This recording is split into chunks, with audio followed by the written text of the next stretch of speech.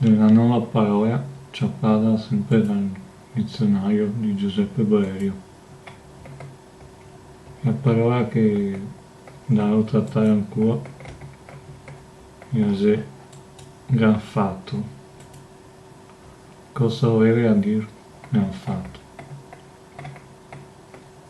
Sul dizionario online, magari pin.com, in italiano scrive il significato di molto, certamente, affatto.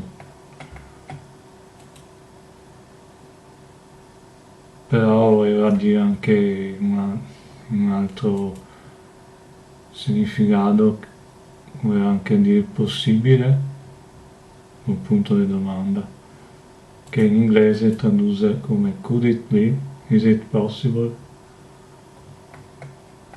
o se no, se appunto come avevo detto prima, solo nel significato di molto, si può tradurre a lot in inglese.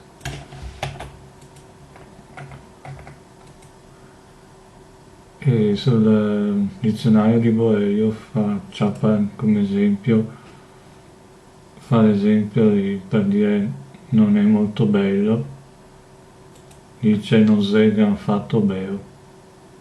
Quindi questo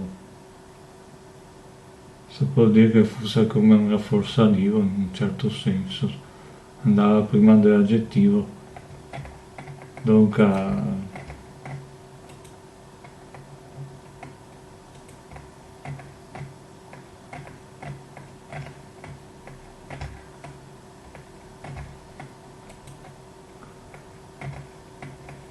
questo è il significato.